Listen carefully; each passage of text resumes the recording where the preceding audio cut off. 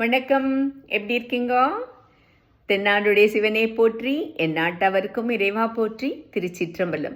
இன்றைக்கு நம்ம நாயன்மார்களுடைய கதை 12வது பாகமும் அப்பர் சுவாமிகளோடு இணைந்த அப்பூதியடிகளை பற்றிய 9வது பாகமுமாக இன்று நாம் பதிவேற்றம் செய்துள்ளோம். ஆங்கிலத்திலும் தமிழிலும் அதை நீங்கள் அனுபவிக்கலாம். அடுத்தது அதிலிருந்து ஒரு முக்கியமான பாகத்தை இன்றைக்கு நான் சொல்ல போகிறேன். சாதாரணமாக இந்த தேவாரத்தினுடைய 3 பேர் என்று சொல்கின்ற அந்த மூவர் பாடிய பாடல்களில் எந்தெந்த கோவிலை பற்றி பாடப்பட்டுள்ளதோ அதெல்லாம் நம்ம தேவாரத்தின் பாடல் பெற்ற ஸ்தலங்கள், சிவத்தலங்கள் என்று சொல்வோம். ஆனால் இதிலேயே வைப்பு தலங்கள் அப்படின்னு சிலதெல்லாம் இருக்கு. அது என்னது வைப்பு தலங்கள் அப்படின்னு சொல்லி கேட்டாக்கா, இந்த எங்கேயோ தேவாரத்தினுடைய பாடல்கள்ல ஏதோ ஒரே இடத்துல அந்த கோவிலை பற்றியோ இல்லை அந்த இறைவனை பற்றியோ குறிப்பிடப்பட்டிருந்தால் அந்த மாதிரியான கோவில்கள் எல்லாம் வைப்பு தலங்கள் அப்படின்னு பேரு.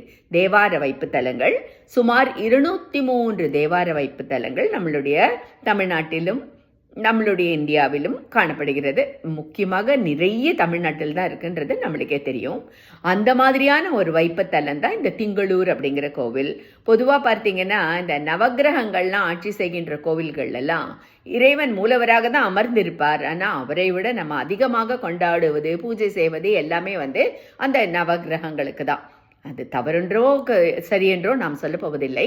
ஆனால் அந்த மூலவர் கொஞ்சம் அவர் பாட்டு இருப்பார். இங்கே பூஜை எல்லாம் அப்படியே அதே மாதிரியான ஒரு இடம் தான் இந்த திங்களூர். இந்த திங்களூருங்கிறது சந்திரன் ஆட்சி செய்யும் ஊர். அதனால் இந்த கோவில் சந்திரனார் கோவில் என்று மிகவும் போற்றப்படுகிறது. இந்த கோவிலினுடைய இறைவன் பெயர் கைலாசநாதர் என்ற பெயர். இறைவனுடைய பெயர் பெரிய நாயகி. ஆனால் நாம் கைலாசநாதர் கோவில் என்று கூறுவதை விட சந்திரன் கோவில் என்று கூறுவதுதான் அதிகமாக நாம் காண்கிறோம் இல்லையா? அந்த மாதிரியான ஒரு கோவில். சரி, இந்த வாரம் நம்ம அப்பூதி அடிகளை பற்றியும் மிகவும் பேச போகிறோம். நாயன்மார்கள் கதையில அப்பரை தான் ஆரம்பிச்சிருக்கோம், அவரோடு தான் போய்கொண்டே இருக்கிறோம். ஆனால் நடுவில் ஒரு சில நாயன்மார்களை கூட நம்ம அது தொடரா வரும்போது பார்த்துக்கலாம் அப்படின்னு யாரு திருஞான சம்பந்தரையே நம்ம அப்படிதான் சொன்னோம். ஆனால் அப்பூதிய அடிகளை மட்டும் முழு கதையும் இந்த வாரம் கொடுத்துள்ளோம். காரணம் என்னவென்றால், அப்பூதிய அடிகள் தன்னுடைய குருவான திருநாவுக்கரசரையே தன்னுடைய தெய்வமாக பாவித்தவர்.